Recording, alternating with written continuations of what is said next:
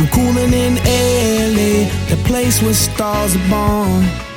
And it ain't never cold outside because the rain will never storm.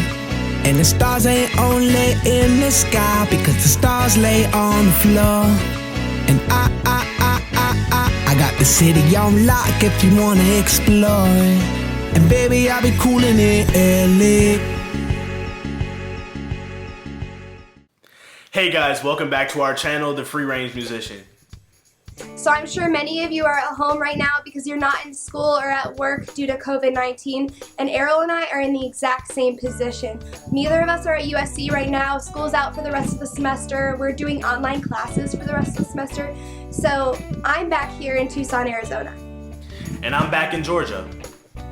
And we're gonna have to continue the channel remotely because neither of us are in LA, but we'll make sure to keep on releasing videos every 2 weeks for you guys. With that being said, this situation is definitely tough on musicians, so that's why we wanted to make this video to help you guys find light in the situation and view it as an opportunity rather than a setback. So as the Dean of USC Thornton School of Music said, our students aren't preparing for the real world, they are preparing to change the world. That's what artists do. So with that, I've seen tons of artists all around the world posting stuff on Facebook and Instagram more than normal and using the acapella app to collab with their friends around the world. So I hope you guys enjoy. First, we will be talking about online classes and lessons, so give it up to Errol. So as Sophie said, I'm going to be talking about ways to stay focused and engaged through our online classes and lessons now that we're all stuck at home, quarantined as music students. It's not the best thing in the world, obviously, but you know, it's what we have to deal with, and I think that it is important to plan out everything that you're going to do as if you were at school. So for me, I'm still going to wake up with an alarm, get a good shower in, brush your teeth, get dressed, and then I'm going to set out a place in my room or living room specifically for school. So I'm going to have paper, pencils, erasers, have my laptop charged, iPad charged, phone ready to go, as if I was gonna come into the classroom, sit down at the desk, and be ready for the lecture for the day. I think that it's important to emulate exactly what you do back at school, right at home, to still make it feel like you're going to school. I think that's really important to do for these online classes. I also think that it's important to still make time for your friends, whether you're FaceTiming them, meeting up with them in town at a park, maybe somewhere, going for a jog or a run. Still set time for your day to study.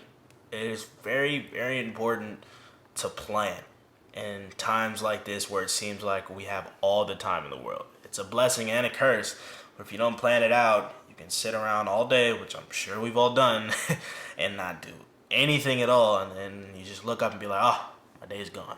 We don't want that to happen. We want to be as active and engaged as possible during this time. I also think that it's important to limit distractions while being in class on Zoom. Social media pop-ups or text messages from friends. I think we should just go ahead and put everything on Do Not Disturb. As performance majors, we all know that taking a lesson through the phone or the computer isn't the most fun thing to do in the world, with all the factors of video quality, sound quality, and all that, right? But it's what we have to do. So I advise that you and your private teacher take some time to figure out what works best for you and your instrument. The same way that the microphone might need to be set up for the French horn isn't the same for cello, or tuba, or trumpet, or clarinet. Take time to figure out what works best for you and your instrument. I've seen some people buy cameras and buy microphones to up the quality so they get the most out of what they need for their lesson. So if you think that's what you need to do, then I advise, just taking a look at certain products that fit your instrument best. Moving on to practicing and sharing music. Record yourself every day. This is very important. Every time you practice, just sit down and record something small. It can be a lick, it can be a lyrical passage, anything. Just being able to hear yourself in a recording will help you find mistakes that you otherwise wouldn't find. Professional musicians highly recommend this. And if you want to make it more fun, you can send recordings of yourself practicing to your friends and get feedback. I know my brass quintet does this. We'll just record ourselves doing a quick little passage and send it to each other. We'll give each other compliments and we'll give each other some feedback and things that we can work on, and it really helps us as musicians. We're all in this to grow together, so you don't need to be embarrassed about anything. And then another way to hold yourself accountable and practice is the 100-day practice challenge on Instagram. A lot of people are doing this now, especially when they're kind of in their own homes, socially isolating, so it's a really good idea. The second thing you can do is study music. You can take this time on your hands where you would normally have rehearsals with ensembles, but you don't anymore, to really study music and get into it in depth. So here's a few ways you can do that. One, you can make it social. I know our brass quintet, we send each other songs, albums, pieces. They aren't always classical. They're sometimes just hip-hop or whatever. We send them to each other in the morning to listen to, and it's a really good way to keep in each other's lives and keep discovering new music. And don't ask why we're called Daddy Brass. And then another thing you can do is you can make it a goal to listen to a new album or piece every day. You can catch up on score studying, so you can print out a part for your instrument or a voice. I know this is Beethoven's Symphony No. 7, which I read through last week. And then you just kind of follow along in your part, you play the orchestral piece, and really actively listen to it. It's a good way to practice without having time on the lips or time actually singing, but it's more mentally engaging. And then kind of along the lines of that is you can do something that David Cooper, principal horn in the Chicago Symphony, he calls it horn karaoke for us horn players, but it works for any instrument. And you play the orchestral piece on the loudest speaker you have, and then just play along with it on your instrument. So this is kind of a break from regular practicing, because it can be kind of boring just sitting there and working through phrases and excerpts over and over again. But when you're actually playing with an orchestral recording, it's a lot more fun to play. It's not like playing in an ensemble, but it's halfway there. And then another thing you can do is there's this great resource called the BERLINPHIL Digital Concert Hall. You get access to all of these live recorded concerts of the BERLINPHIL that you can sit and listen to and just really learn a piece in depth. Those are great because they're some of the greatest musicians in the world playing, and you get to actually watch the orchestra. You're not just listening to a recording, you can actually see clips of them playing. And then beyond this, just watching master classes on YouTube, looking up teachers and instrumentalists for whatever you play. And this can be a really great way to keep mentally engaged and learning when you're not actually on the lips playing all the time. And the third component of this is sharing music. We don't become performers and musicians just to play for ourselves and sit all day and practice in a room alone. We need to go and bring our music into the world. There's many ways you can do this without actually doing in-person performances, because I know we're all socially isolating right now. But a couple of these ways are you can record on the acapella app. So this kind of has a few different screens where you can record yourself playing on top of other recordings you made. And you can arrange a fun song, like a pop song, into a quartet or a trio or a duet for you to play with yourself, and then record it in the acapella app and post it on Instagram. That's super fun. And your friends who aren't into classical music, if you are a classical musician, will probably really love it if you do a pop song. Or you could do a live stream recital. You can just set up in your house, set up with a music stand, play something, and live stream it on Facebook or Instagram. I'm sure your friends or family would love to see this.